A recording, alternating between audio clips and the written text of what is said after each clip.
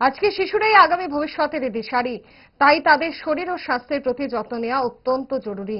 এই লক্ষ্যে রাজ্য সরকার Ayushman Bharat school health mission প্রকল্প চালু করার উদ্যোগ নিয়েছে বলেন মুখ্যমন্ত্রী ডক্টর মানিক সাহা। শুক্রবার আগরতলা রবীন্দ্র ভবনে বিদ্যালয় শিক্ষা দপ্তর ও জাতীয় স্বাস্থ্য মিশনের যৌথ উদ্যোগে আয়ুষ্মান ভারত হেলথ মিশনের উদ্বোধন করেন মুখ্যমন্ত্রী। তিনি বলেন, রাজ্যে 185টি বিদ্যাজ্যোতি স্কুলে ফ্ল্যাগশিপ প্রকল্পের মাধ্যমে প্রথম পর্যায়ে এই প্রকল্প কার্যকর করা হবে। পরবর্তী সময়ে সবগুলো স্কুলকে এই প্রকল্পের আওতায় নিয়ে আসা হবে। প্রকল্পের লক্ষ্য এবং উদ্দেশ্য সম্পর্কে মুখ্যমন্ত্রী বলেন, ছাত্রছাত্রীদের সুস্বাস্থ্যের অধিকারী হতে গেলে খেলাধুলা, যোগ ব্যায়ামের সঙ্গে যুক্ত হতে হবে। তাই আগে থেকে পরীক্ষা নিরীক্ষার মাধ্যমে যদি ছাত্রছাত্রীদের রোগ সম্পর্কে জানা থাকে, তাহলে ভবিষ্যতে সুস্বাস্থ্যের অধিকারী হতে এই প্রকল্প কাজে আসবে।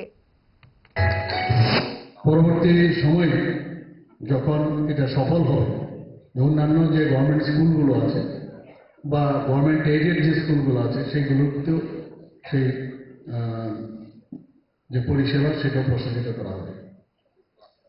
এখানে মিশনের বলা হয়েছে যে মেইন 6টা স্তম্ভ আছে।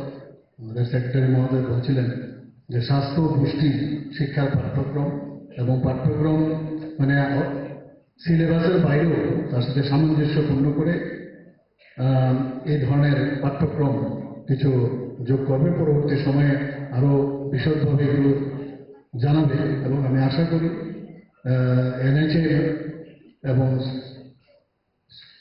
স্কুল ডিপার্টমেন্টের সবাই মিলে এটাকে আমরা সাফল্যমণ্ডিত করব।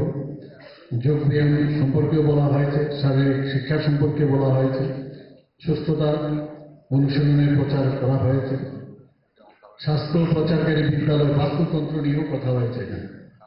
কাউন্সিলিং এবং মধ্যবর্তিতার মাধ্যমে মানসিক স্বাস্থ্য সহায়তা জোরদার করা, স্বাস্থ্য পরীক্ষা, রেফারেল সিস্টেম, চিকিৎসা ব্যবস্থা বৃদ্ধি করা, বিশেষ ব্যবস্থা সহ প্রাথমিক চিকিৎসা ও তার পরিচর্যা শিশু ইত্যাদি, এই যে 6টা যে স্তম্ভ সেগুলোর উপর ভিত্তি করে এই কার্যক্রম।